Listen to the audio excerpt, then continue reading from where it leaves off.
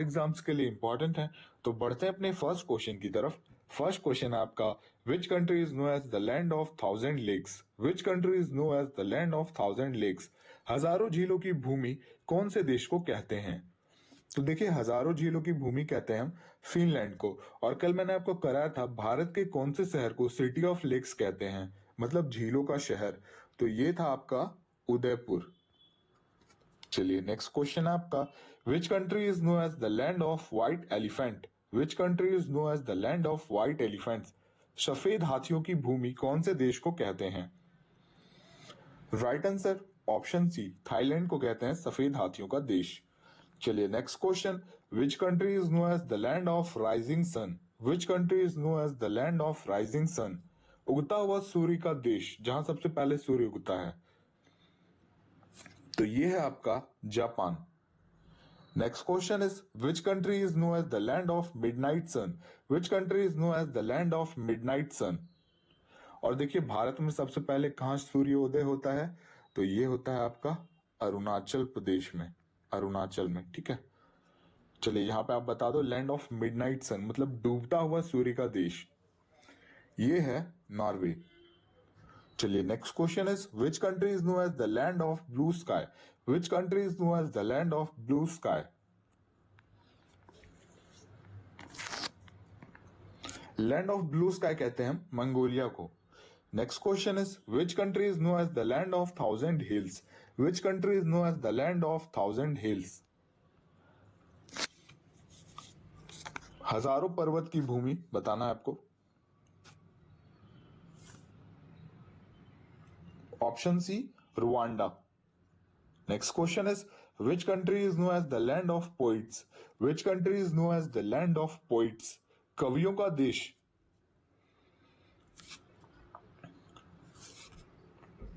ये है Chile. Next question is, which country is known as the land of thunder dragon? Which country is known as the land of thunder dragon? Thunder dragon की भूमि कौन से देश को कहते हैं? देखिए, थंडर ड्रैगन कहते हैं हम, ऑप्शन ए, भूटान को।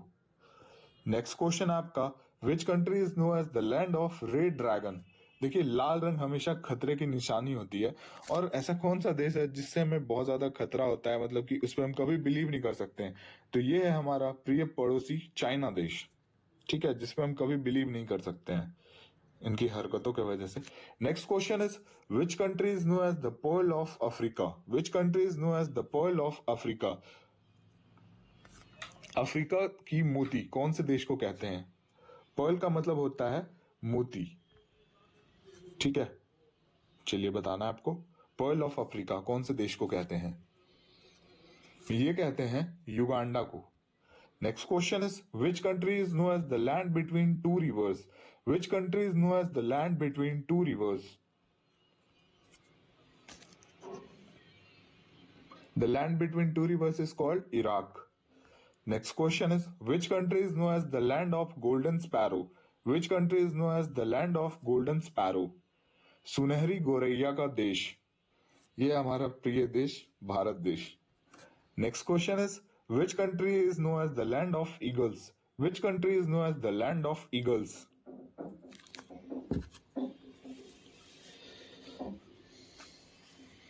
लैंड ऑफ ईगल्स कहते हैं हम अल्बानिया को। Next question is, which country is known as the land of grace? Which country is known as the land of grace? अनुग्रह की भूमि कौन से देश को कहते हैं? अनुग्रह की भूमि हम कहते हैं वेनेजुएला को। Next question is, which country is known as the pearl of orient sea? Which country is known as the pearl of orient sea? Orient समुद्र की मोती कौन से देश को कहते हैं? पर्ल का मतलब मैंने आपको बताया कि मोती होता है पर्ल का मतलब, और सी का मतलब होता है समुद्र। Option A, Philippines. Next question is, which country is known as India's tier drop?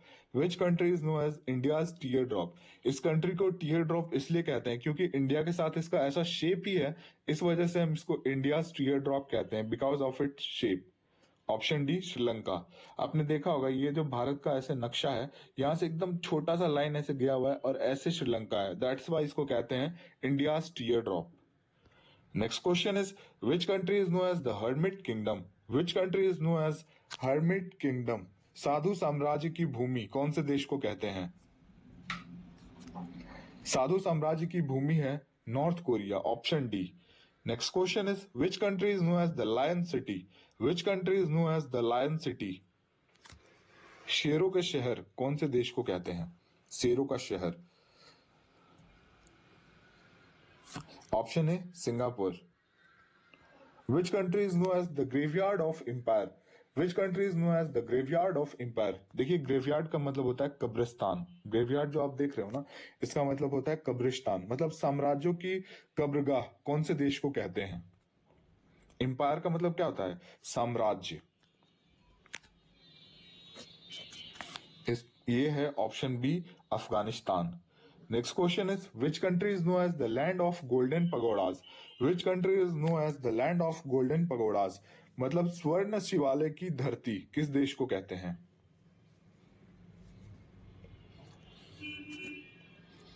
ये कहते हैं म्यांमार को। Next question is which country is known as the land of smiles, which country is known as the land of smiles, कौन सा ऐसा country है जो अपने स्माइल्स के लिए जाना जाता है, मतलब ये देश बहुत ही खुशहाल माना जाता है? तो ये देश है आपका थाईलैंड, जहां के लोग बहुत ही खुशमिजाज होते हैं। Next question is which country is known as the bread basket of Europe, which country is known as the bread basket of Europe, Europe की रोटी की टोकरी कौन से देश को कहते हैं? ये है आपका यूक्रेन, जिसकी जमीन बहुत ही उत्पादित है, लेकिन अब यहाँ की जमीन बंजर हो चुकी है, पता है आपको, ड्यू टू इंडिया रशिया मैं बोल रहा हूँ, Russia Ukraine war. Which country is known as the land of milk and honey, which country is known as the land of milk and honey, दूध और शहद का देश, ये है आपका Switzerland. Next question is which country is known as the land of hope and glory, which country is known as the land of hope and glory. देखिए hope का मतलब क्या होता है, जैसे आप किसी से कोई उम्मीद करते हो, आई होप ये मेरा ये काम कर दे, आई होप मैं ये बन जाऊं, तो होप का मतलब क्या होता है? उम्मीद। और ग्लोरी का मतलब होता है महिमा। तो बताना आपको होप एंड ग्लोरी का देश कौन सा देश है? ये है आपका इंग्लैंड, याद रखना है आपको, hope and glory is known as England. Next question is which country is known as the land of beauty and music? Which country is known as the land of beauty and music? सौंदर्य और संगीत की भूमि कौन से देश को कहते हैं? ये है देश आपका Austria. Next question is which country is known as the Switzerland of Middle East? Which country is known as the Switzerland of Middle East? Switzerland of Middle East कहते हैं हम लेबनान को। Next question is which country is known as the holy land, which country is known as the holy land. ये जो हमारा त्योहार होता है होली, जो कि अभी आने वाला है, ये वाला होली नहीं है, यहाँ पे आप देख रहे हो वाय है, इस होली का मतलब होता है पवित्र जगह, ठीक है, पवित्र भूमि। तो बताना आपको पवित्र भूमि का देश कौन से देश को कहते हैं? ये कहते हैं हम इजराइल को।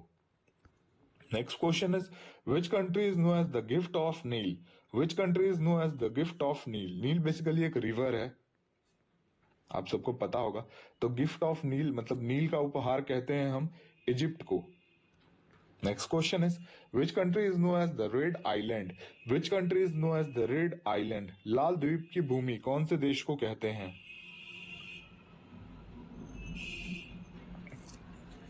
Option C Madagascar. Next question is which country is known as the land of long white clouds? Which country is known as the land of long white clouds?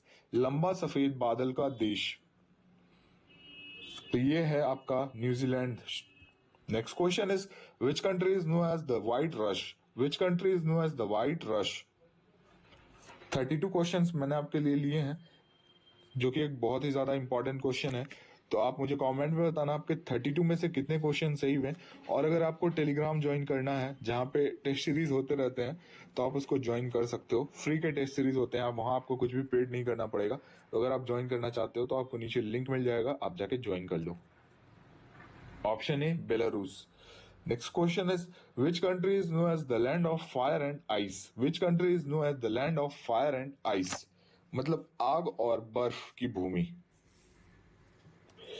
तो ये भूमि है आइसलैंड।